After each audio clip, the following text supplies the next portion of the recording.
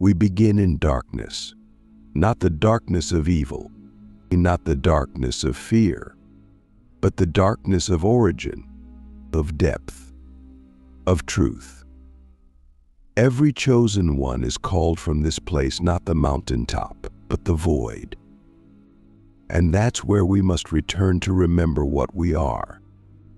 There's a lie that's been sold to nearly every soul on this planet, that light is good and dark is bad, that to ascend is to escape, that to evolve is to shed your shadow. But if you're here, if you've been called into solitude, into grief, into strange dreams and unexplainable visions, you already know that lie doesn't work. You've tasted something deeper. You've stood in silence and felt a power rising from underneath your skin, uninvited, untamed, and undeniably real. We call it shadow, but it's not absence. It's potential. You, dark chosen one, were not sent here to escape this world. You were sent to recode it. And the codes you carry? They're encrypted in the parts of you that were never accepted. The rage, the wildness, the knowing, the silence, the strangeness. These aren't flaws. These are superpowers. But until you claim them, they remain dormant, and worse, they get hijacked, used against you, weaponized by the very world you came to awaken. So today we begin the remembering. I'm going to take you into the 3 deepest shadow superpowers that every dark chosen one carries. And I'm not just going to describe them, I'm going to show you how they've been hidden, stolen, inverted, and how to take them back. The first, the power of presence without explanation. This may not sound like a power, but it is. In fact, it's one of the most dangerous energies a human can carry because it cannot be controlled. When you walk into a room and people feel you before you speak, when your silence commands more attention than someone else's shouting, that's not charisma. That's not confidence. That's coded frequency. You didn't earn it. You didn't learn it. You are it.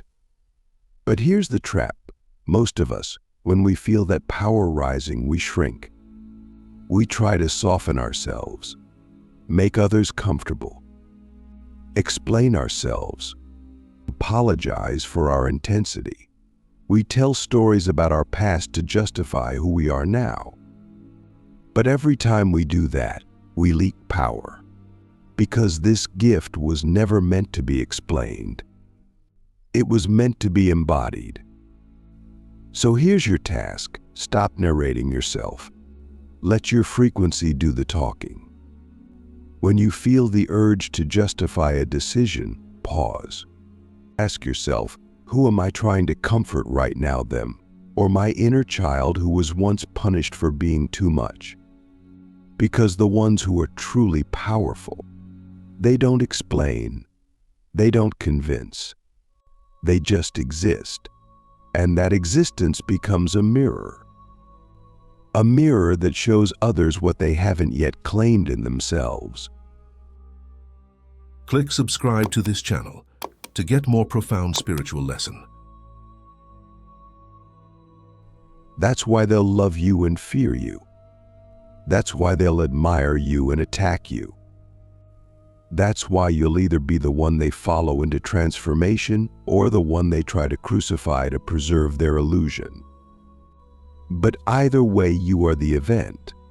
Now the second superpower, the ability to read the hidden. This one is the reason you feel exhausted in crowds. It's why you flinch at fake smiles.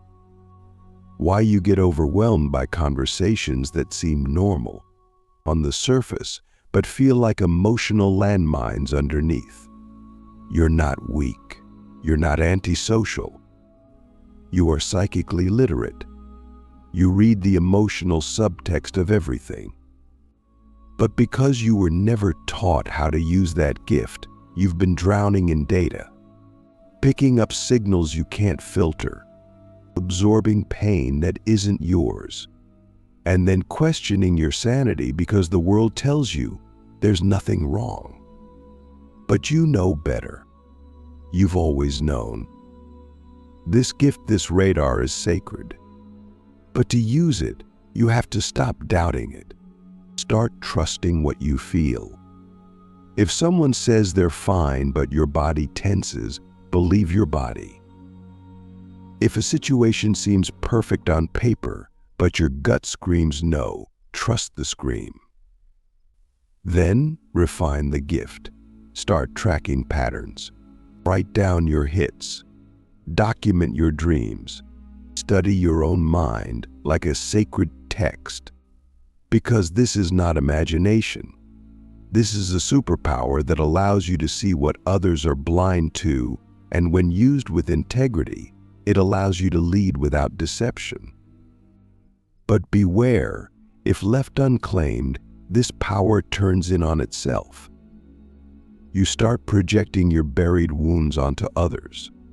You mistake trauma for truth. You become paranoid instead of prophetic. That's why shadow work is non-negotiable for those who carry this gift. Because your vision is only as clear as your own heart is clean. Now for the third and perhaps most dangerous superpower, transmutation through pain. This is the ability to take suffering and alchemize it into something that liberates. It's the reason why your life hasn't been easy. It's why you faced betrayal, loss, abandonment, and existential collapse. Not because you're cursed, but because you are coded for alchemy. Pain is your initiation. It teaches you the language of transformation. When others collapse under pressure, you don't. You crack open, and in that cracking you find gold. Not just for yourself, but for others. This is why people come to you when their lives fall apart. This is why strangers tell you their secrets. This is why you've been through things that would have destroyed someone else, but somehow you became deeper, wiser, more powerful. But here's the danger. If you're not conscious of this gift, you become addicted to pain. You start thinking suffering is your identity. You start attracting chaos to feel alive. You become a martyr instead of a master. That's not your path. You're not here to suffer endlessly. You're here to transmute, to extract meaning from madness, and to hold grief in one hand and beauty in the other. To walk into the fire and come out carrying messages no one else could retrieve. But you must claim it, consciously. You must say to yourself every time pain arises, this is not punishment. This is power. What can I learn? What can I release? What can I create from this? Now let me ask you something. Something only you can answer. Who would you be if you stopped fearing your own depth? Because that's what the shadow is. It's not your enemy. It's your greatest resource. It holds your truth, your memory, your mission. And until you claim it, you will never fully activate. So I ask you now, with all seriousness and reverence, are you ready to stop surviving and start wielding? Because in the next part of this journey, we're going deeper. We'll explore why these powers were hidden from you, how society, family, and even spiritual communities taught you to fear what was sacred. And most importantly, I'll show you how to recode your reality using these powers as tools, not burdens. We're going to take back the shadow, not just as a concept, but as a technology. And when you do, you'll stop trying to be light. You'll start becoming whole. There is a moment in every chosen one's life when the light no longer satisfies, when affirmation feels empty, when the teachings of love and light begin to sound like lullabies designed to keep you asleep. And in that moment, you begin to hear something faint at first, then louder, a voice calling from the abyss. A voice that doesn't promise comfort, but truth. A voice that doesn't offer escape, but evolution. We are taught to fear that voice, conditioned to silence it, because that voice doesn't come from the heavens. It rises up from the soil, from your bones, from the parts of you that never learned to smile on command. And yet, that voice is the real you. The second part of our journey is about reclaiming what that voice carries, the forbidden codes of shadow power. The ones that were never broken, only buried. And to reclaim them, we must understand the system that told us to forget. Let's be clear, your gifts were hidden on purpose, not because they're dangerous to others, but because they're dangerous to control. Society doesn't fear darkness. It fears unregulated truth. It fears the person who can't be manipulated by shame. It fears the soul that refuses to submit to image, illusion, and hierarchy. You, dark chosen one, are that soul. Let's break this down. From the moment you arrived, you were taught to perform. Oh, for love, for safety, for belonging. Every time you cried, raged, or sensed something unspoken, you were corrected not because you were wrong, but because your power made others uncomfortable. So you began to split. You kept the parts that were praised, the light, the charm, the intellect, and you buried the rest, the knowing, the anger, the sorrow, the visions. But here's the thing, what you bury doesn't die. It waits. It waits in your body, in your triggers, in your dreams. It waits for the moment you are strong enough to remember. And that moment is now. The first thing you must reclaim is your rage, not the outburst, not the drama. The sacred, grounded rage that says, I will no longer betray myself to make others feel safe. For rage is not destruction. Rage is protection. It's the boundary you were never allowed to set, the no you swallowed too many times. When you suppress rage, it turns inward into depression, fatigue, anxiety. But when you honor it, it becomes fire, clear, focused, holy fire. So here's what I want you to do when that feeling rises. Stop apologizing for it. Instead, breathe into it. Ask it, what are you here to defend? You'll be shocked by how wise it is. Rage is not here to ruin your peace. It's here to reclaim it. Next, we reclaim your intuition, not the watered-down version, the raw version, the version that doesn't need evidence, logic, or permission, the version that knows. They taught you to doubt this, to prioritize reason over feeling, to listen to experts instead of your own body. And that fracturing has made you easy to manipulate. But intuition is a shadow gift. It doesn't shout, it whispers. And because it doesn't come from the mind, it cannot be debated. It can only be trusted. Start by listening to your body. Your body knows what your mind refuses to see. When your chest tightens around someone, there's a reason. When your gut drops before a decision, that's a sign. Your body is not a machine. It's a portal, a living oracle. The more you listen, the louder it gets. And soon, you'll find that you don't need to ask for guidance. You are the guidance.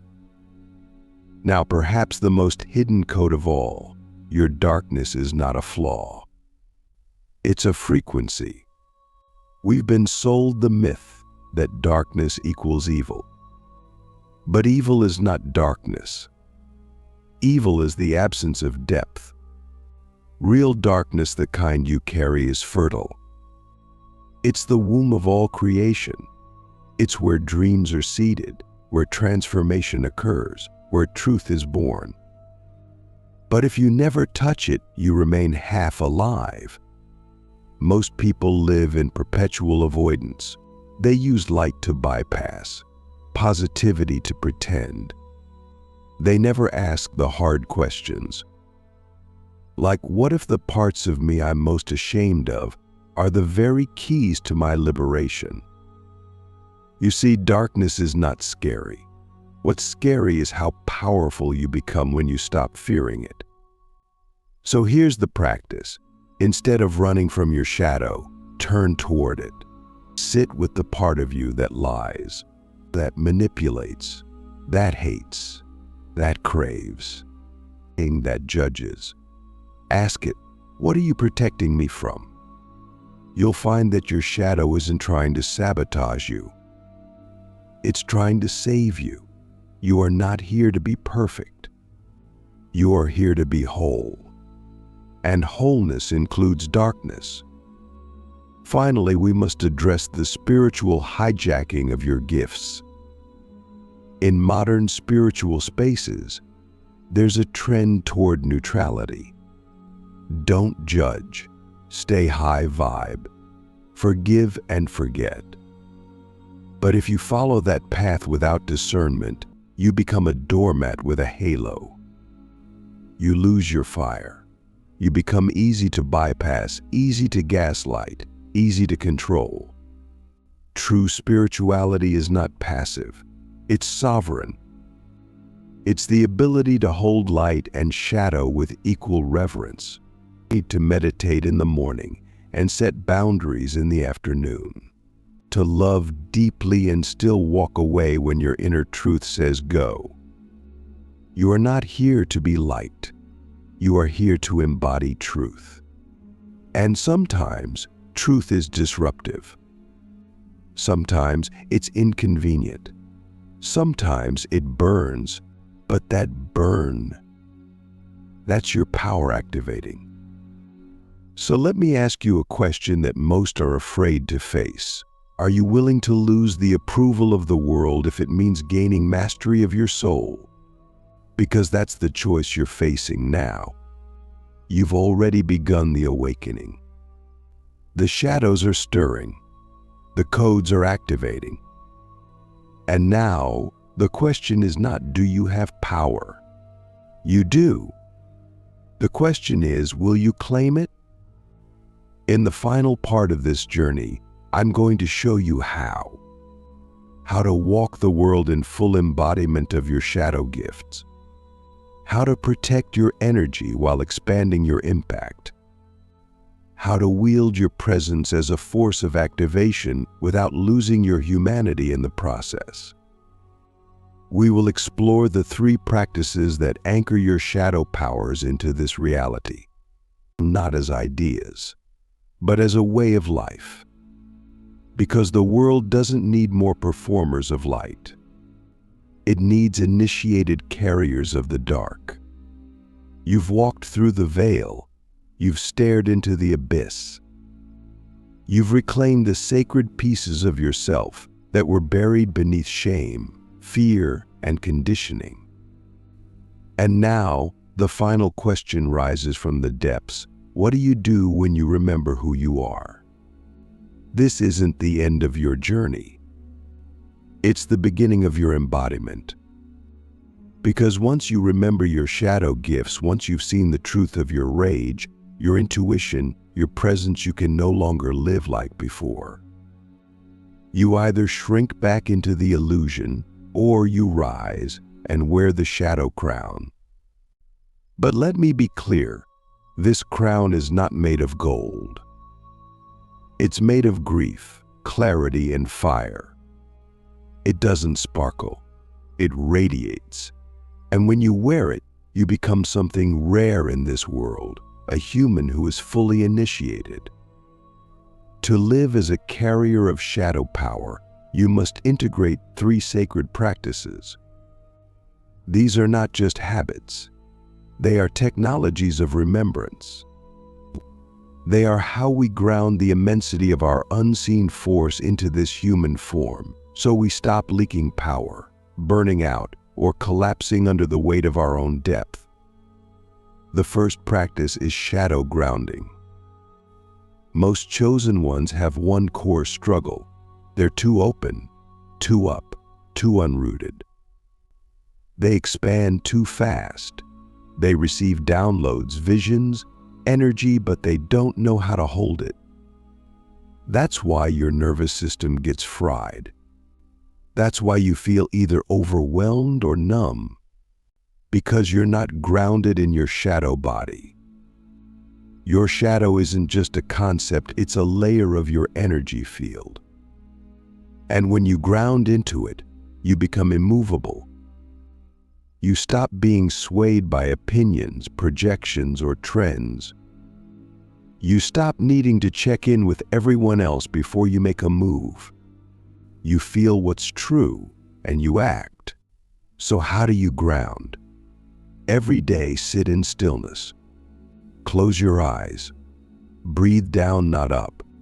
Imagine your breath sinking into the earth, not escaping from your crown. Feel the weight of your body. Feel the silence beneath your thoughts. And then whisper this: I am the earth remembering itself. I do not float. I anchor. That's the first key. Because power without grounding is chaos. But power with grounding?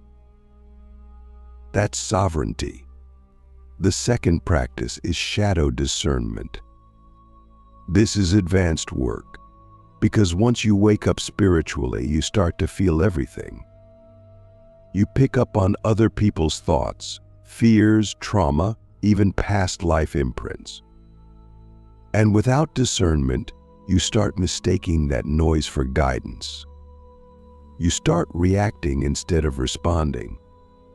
You confuse collective pain for personal truth. You start chasing healing that isn't yours. But here's the truth. Not everything you feel belongs to you. And not everything that sounds spiritual is sacred. Discernment is the ability to feel deeply without losing your center. It's knowing what's yours to carry and what's not. It's knowing when to open your energy and when to close it like a vault. Here's the practice. When you feel overwhelmed, ask immediately, is this mine? If it is, breathe with it. If it's not, send it back, not with judgment, but with neutrality. Say, with love, I return this to sender. I choose clarity. Do this out loud. Your vibration is a command. Over time, your field becomes so clear that nothing enters without your permission. The final practice, the most powerful of all, is shadow service. This is the purpose you came here for. You did not incarnate to be a light worker who avoids conflict. You came here to be a dark architect, a system disruptor, a truth revealer, a soul liberator. And to do that, you must serve from your whole self, not just your healed parts. This is where the world gets it wrong. They tell us to wait until we're perfect, until we've figured it all out. But the truth? Your pain has been your preparation. Your wounds are blueprints. Your shadow is not a delay, it's your design. So you serve now. You speak now. You lead now. Not because you're flawless, but because you faced what others hide from. And that makes you trustworthy. Not because you're better, but because you're real. Shadow service means you walk into rooms and tell the truth, even if your voice shakes. You share your story, not to be admired, but to be felt. You hold space for others to unravel, not because you have answers, but because your very presence gives them permission to feel safe in their own chaos. You become the calm in the storm, not because you've never been in the storm, but because you are the storm and survived it. Let me ask you something deep, deeper than what the world usually dares to ask. If you stopped performing healing, what would your real medicine be? That's what the shadow crown reveals. Not your mask, not your brand, not your identity, but your core frequency. And when you live from that place, you don't chase opportunities, they find you. You don't market yourself. Your field speaks louder than your words.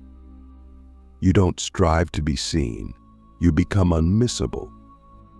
Because here's the final truth: the world doesn't need more people pretending to be light. It needs souls who have made peace with their darkness. It needs guides who say, I know the path through pain. I've walked it. I carry the codes. And I will not abandon myself again to make you comfortable. That's what it means to wear the shadow crown. It's not about being feared or followed. It's about being felt. And when you live like this, when you embody your power, protect your energy, and serve from your shadow, you become a walking activation. You become the event. You enter a room and people remember something ancient. You speak a sentence and someone's whole life shifts. You sit in silence and the air around you recalibrates. That's not hype. That's frequency. That's shadow mastery. You are not here to be saved. You are here to remember that you are the portal. You are not here to escape the matrix. You are here to recode it. You are not here to be the light. You are here to be the whole truth. So wear your crown. Speak your knowing. Move through this world like the storm you are, because the time of hiding is over. The age of surface is ending, and the era of the dark chosen ones has begun. If this transmission activated something within you, share it with your tribe, the ones who walk alone, who burn quietly, who are ready to remember. And never forget, you were never broken. You were only buried. Now rise.